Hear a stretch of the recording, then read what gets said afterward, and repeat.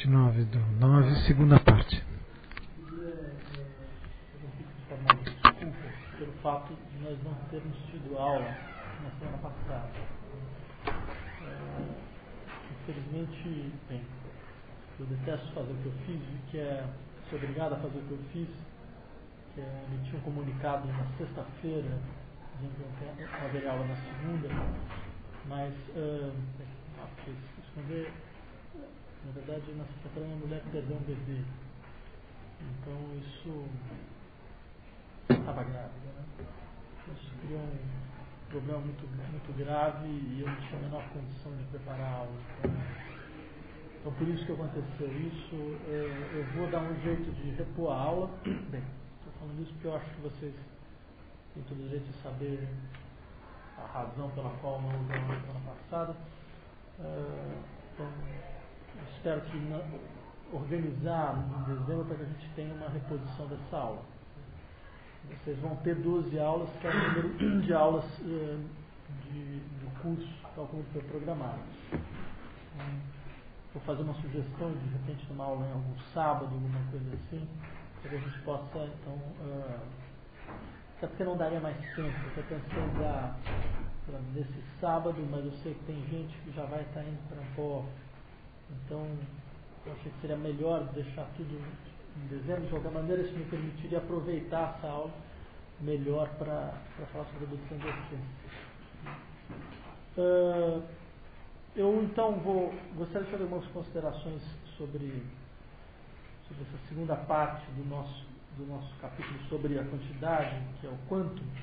É só para lembrar, quer dizer, eu havia tentado explicar para vocês, embora as condições de silêncio no ambiente não eram das mais adequadas, qual era a maneira através da qual Hegel definia a quantidade. Né? Vocês viram que Hegel ele abandona, não trabalha com uma noção, digamos, trivial de quantidade como grandeza que pode ser aumentada ou diminuída, porque para ele trata-se, na verdade, não de uma definição, mas de uma tautologia.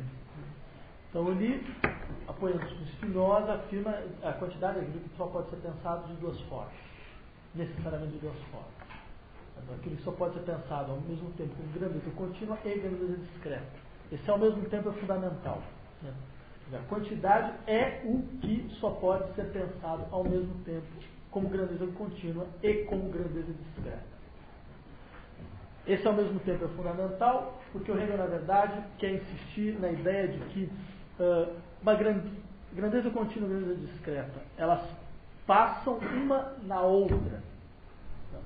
Ou seja, ao pensar o que é uma grandeza discreta, nós vemos que a grandeza discreta, enquanto aquilo cujo operador é um princípio geral de contagem e numeração, responde também por uma continuidade, porque esse princípio geral de numeração é a unidade idêntica do mesmo. Então, a grandeza discreta é, de uma certa maneira, a contagem, a repetição sob a forma de contagem do mesmo. A insistência do mesmo no interior de um processo. Por outro lado, Hegel insiste, a ideia de continuidade está fundamentalmente vinculada, por estar vinculado a uma divisibilidade infinita, ela traz no seu bojo a ideia de multiplicidade. Uma multiplicidade inumerável. No entanto, essa multiplicidade inumerável, ela não é numerável porque ela não é porque ela não se submete à numeração.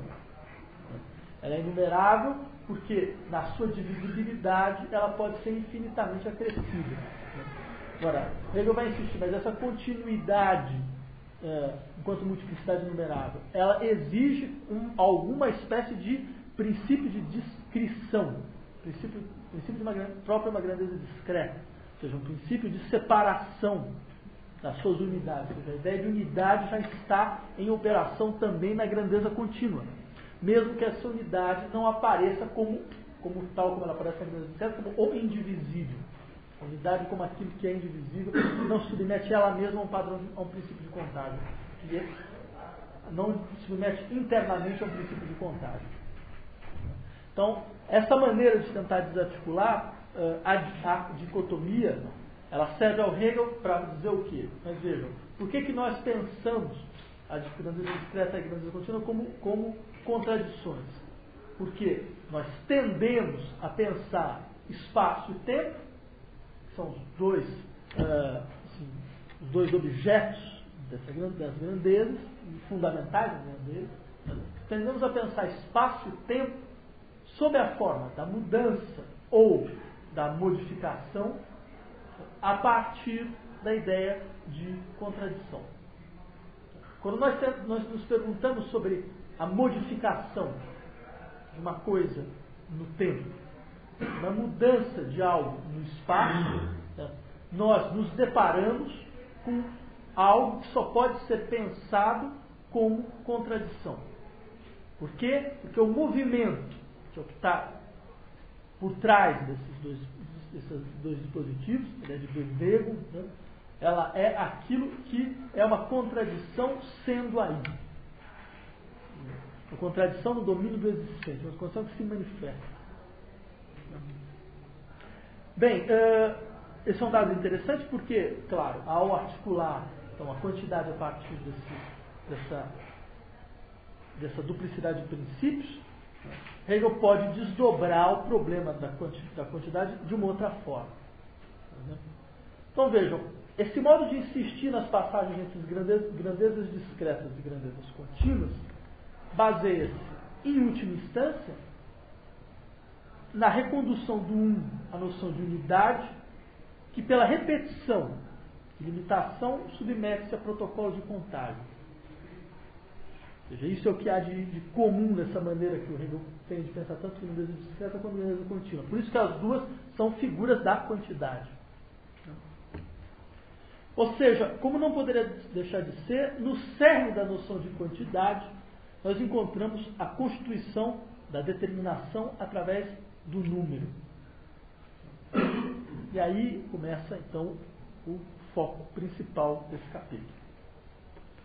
Toda a segunda parte do capítulo dedicado à quantidade é, no fundo, uma longa digressão sobre a natureza do número, onde nós encontramos uma reflexão extensa sobre o infinito numérico ou simplesmente o infinito quantitativo.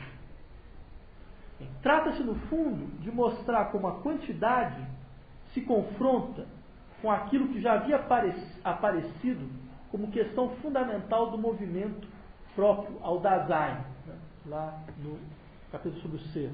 Ou seja, sobre a qualidade, desculpa. Ou seja, a insistência do ilimitado no interior de todo o processo de determinação. Não é por outra razão que a parte dedicada ao quantum tenha relações profundas de equivalência com a parte dedicada ao Dasein, lá no capítulo sobre a qualidade. Todas essas duas partes, elas partem da necessidade da determinidade ser limitada. E elas acabam por se confrontar com a insistência do infinito no próprio campo de determinações. É isso que faz os dois momentos do texto momentos simétricos. Tem antes que eu esqueça, agora eu lembrei. Sobre a questão do pequeno parágrafo que vocês deixaram, como alguns deixaram algo mais do que um pequeno parágrafo, então eu queria fazer a seguinte sugestão. Eu vou ler com calma isso amanhã. Se tiver algum problema, todos vocês deixaram e-mail. Eu vou mandar um e-mail para quem tiver um problema. Ou tem alguém que não deixou e-mail. Tá? Então, eu vou te fazer um pedido. Vocês façam uma lista e anotem em letra legível o nome e o e-mail. Daqueles que não deixaram. Tá? E aí eu fico com isso e amanhã eu resolvo. Tá? Porque senão seria obrigado a fazer uma leitura rápida e isso seria um pouco produtivo. Bem, sobre o número, que é essa determinidade própria do quanto, Hegel diz, a definição hegeliana de número. Esse é, pois, o princípio do quanto, mas é o como quantidade. Dessa forma, ele é inicialmente continuidade, ele é unidade. Segundo, ele é discreto. Multiplicidade sendo em si oposta de uns, que tem a igualdade entre si, ou a continuidade, que é ao mesmo tempo unidade. O que isso significa? Hegel afirma que a unidade e a contagem são os dois momentos internos do número. Unidade, Einheit, contagem, Anzahl. Anzahl é uma tradução ruim. Contagem, valor numérico. Contagem funciona. Né? Numeração, pode ser numeração. Porque, vejam, a função do número, por que o Hegel diz isso? Que unidade e contagem são os dois momentos internos do número. Que a função do número é a submissão da diferença à forma do quantificável e a submissão da identidade à figura do conjunto.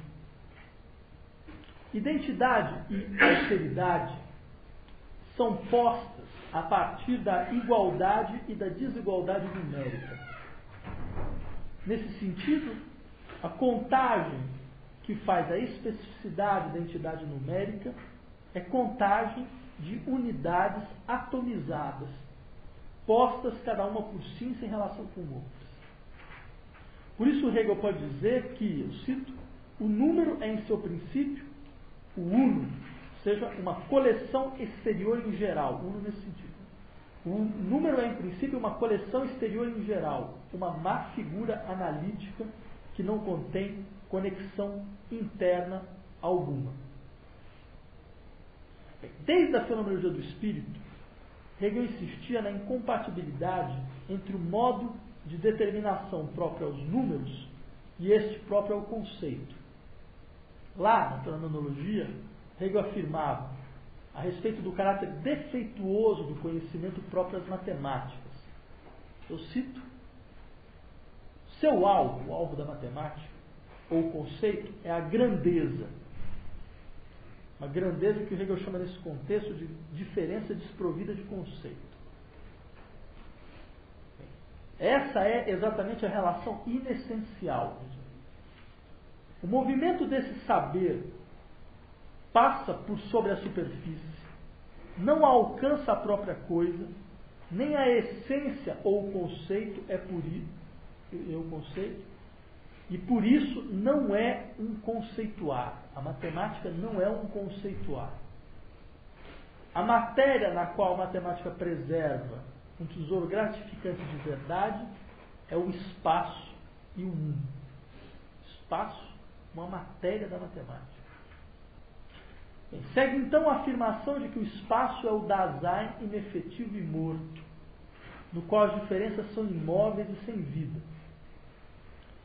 Como vai dizer Hegel na Ciência da Lógica, o espaço é o modo do ser fora de si. O modo daquilo que aparece como limitado por justaposição e por contiguidade. Da mesma forma, o número vai ser definido como o pensamento enquanto um ser completamente exterior a si. Hegel vai chegar mesmo a dizer que a matemática não põe o tempo como tempo, frente ao espaço. Por outro lado, ele vai dizer que o número funda-se na abstração da multiplicidade sensível, o que nesse contexto implica relação exterior com a coisa. Ele ainda vai dizer que o mero calcular é uma atividade tão exterior que não por acaso pode ser feita por máquinas. Daí, diz ele, a incongruência de transformar o raciocínio matemático em meio maior de formação do espírito. Isso a ponto da tentativa de transformar o pensar a partir das matemáticas ser descrito como, eu cito Hegel, uma tortura. Nada mais torturante ao espírito do que pensar a partir das matemáticas. Não sabe a felicidade que isso me deu. Boa parte dos meus problemas de infância foram resolvidos. Bem, no entanto, essa maneira apresentada na ciência da lógica de pensar a quantidade a partir da contradição e da discreção da quantidade a partir da contradição entre discreção e continuidade complexifica a tarefa hegeliana de fazer a crítica do número em prol da temporalidade do conceito. Por quê? Porque Hegel, em 1907, ele trabalha muito claramente a fenomenologia do espírito. Foi? Que é quando sai a fenomenologia do espírito. Mas ela é escrita em 1906. A 1806. 1807. Hegel, em 1807, quando sai a fenomenologia do espírito, ele tem uma dicotomia bastante estrita entre tempo e espaço. O que significa algo no tempo, aprender algo no tempo, o que significa aprender algo no espaço. O espaço, enquanto domínio da contiguidade, ele é um espaço onde as identidades se organizam a partir da justaposição, a partir da sequência. Uma série de espaços se organiza de uma forma diferente de uma série temporal. Agora, na ciência da lógica, essa dicotomia, embora ainda continue, ela começa a ser nuançada. Ela começa a ser nuançada, e não é por outra razão que o Hegel vai precisar de uma remarca enorme para discutir o problema do estatuto do cálculo diferencial. Que é, em suma, quer dizer, esse processo onde o espaço, ele, de uma certa forma, ele vai eliminando seus elementos. Então, vocês lembram, por exemplo, o que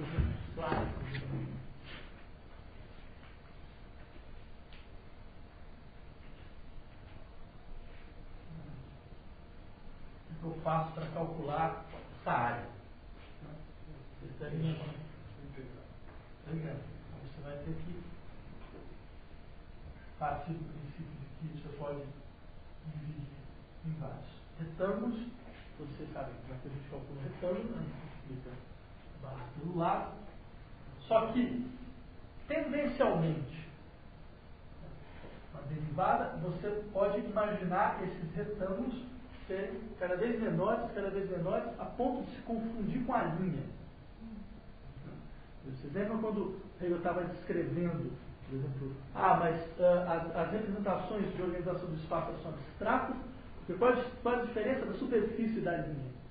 Pensa nesse tipo de situação, onde o espaço é obrigado a dissolver os seus próprios elementos. Da mesma forma,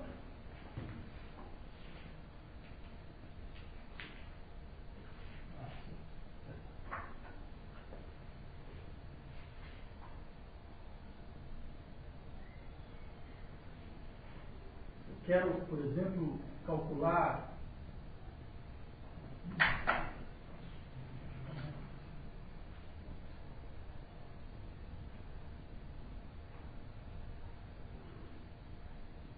da mesma maneira. Vocês sabem como eu faço para fazer outra derivação do cálculo de derivadas, onde a ideia de eu vou derivando o triângulo até a condição do ponto. Eu vou modificando o espaço, a sua condição de ponto. De última instância, eu vou modificando os elementos do espaço. O Hegel entende que nessa situação, o que acontece? O espaço tende, de uma certa maneira, a absorver esse modo de posição que é próprio daquilo que se dá no tempo. Ou seja, eu só posso absorver algo a partir da mudança de um estado em outro. Do momento de mudança de um estado em outro. Da maneira como no cálculo, por exemplo, eu só posso apreender uma derivada a partir do momento de mudança de uma superfície numa linha. Essa necessidade que o espaço tem de se pensar dessa forma é um pouco, segundo o Hegel, o espaço se transformando no tempo. Que é só através da mutação de um estado a outro que eu apreendo um objeto. Do momento do processo de passagem de um estado a outro. Vejam, pensando nisso, a gente pode dizer que essa maneira apresentada na ciência da lógica de pensar a quantidade a partir da contradição entre discreção e continuidade, complexifica a tarefa hegeliana de fazer a crítica a isso cuja matéria é o espaço, que é o número. Por isso o texto hegeliano deve dedicar longos excertos a fim de discutir esse aspecto do qual a matemática parece mais aproximar-se do conceito, a saber, os problemas postos pela análise infinitesimal e pela noção matemática de infinito. Hegel compreende esse ponto como um passo dado pela matemática em direção aos modos filosóficos do pensamento especulativo. Como vai dizer dois comentadores muito importantes, pelo menos para esse tipo de discussão, que é o do Barlow e o Dawes, né? Por um lado, a matemática aceita, na análise infinitesimal, significar relações que, na ordem das determinações finitas, seriam contraditórias. Por outro lado, ela comporta uma verdadeira passagem do mal infinito dos desenvolvimentos ilimitados ao infinito verdadeiro, que é o infinito compreensivo da virtualidade dos desenvolvimentos infinitos quantitativos, o infinito quantitativo colocando o valor de uma relação. No entanto, antes de chegar nesse ponto, Hegel apresenta algumas considerações sobre grandezas intensivas e grandezas extensivas. O que o Hegel entende por isso? Bem, hoje, nós entendemos grandezas intensivas como aquelas que independem da quantidade de matéria que constitui o sistema. Por exemplo, a temperatura. Enquanto grandezas extensivas são aquelas que dependem da quantidade de matéria que constitui o sistema, como energia e calor. No entanto, Hegel pensa outra coisa, pensa principalmente na definição kantiana, para quem uma grandeza extensiva é aquela na qual a representação das partes possibilita a representação do todo. E que, por isso, a representação das partes precede a representação do todo. Por exemplo, eu não posso representar uma linha sem produzir sucessivamente suas partes a partir de um ponto e assim traçá-la na intuição. Nesse sentido, todos os fenômenos são intuídos como agregados.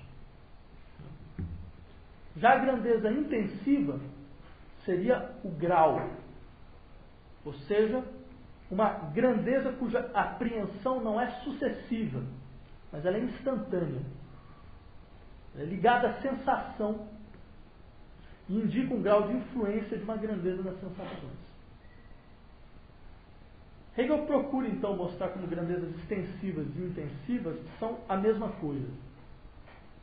A única diferença é que uma tem a contagem fora de si, que é a grandeza extensiva, e outra tem a contagem dentro de si. Isso visa demonstrar não apenas como extensão e dinâmica, o próprio grau, né? Forças que se diferenciam por graus, são motivos do mesmo modo de determinação do ser. Mas visa principalmente mostrar como o quantum entra, através da intensidade, que é o problema da grandeza intensiva, no modo de determinação do ser para consigo mesmo. E nesse momento em que o ser se determina para consigo mesmo, a partir da intensidade, é que Hegel então vai poder começar a discutir a noção de infinito. Bem, era isso que eu tinha preparado para vocês. Se tiver uma questão, a gente ainda tem tempo. Queria deixar provavelmente esse tentativo a próxima aula.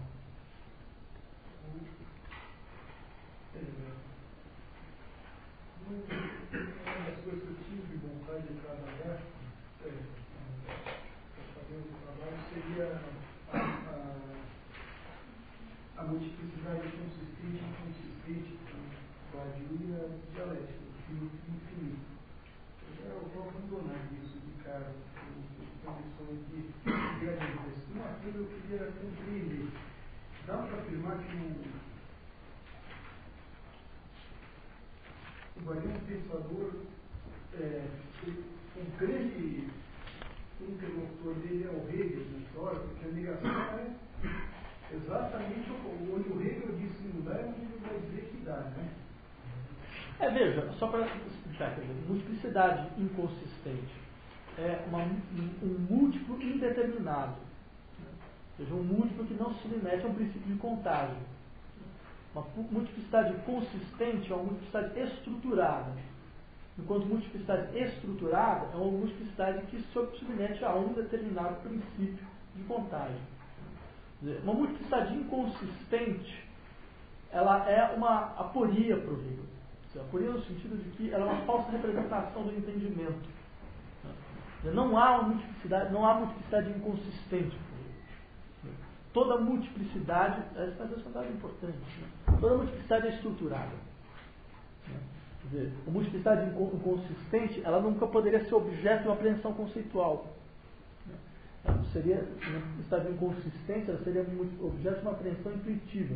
Não há apreensão intuitiva dessa natureza para o Hegel, como desprovida de articulações conceituais. A apreensão intuitiva mais elementar, mesmo a sensação, já é provida de articulação conceitual. É porque, lembram, Hegel não faz a distinção entre, sei lá, a espontaneidade do entendimento e a receptividade do entendimento. Ele não faz menor diferença. Não é possível fazer essa distinção. Mais alguém tem alguma questão?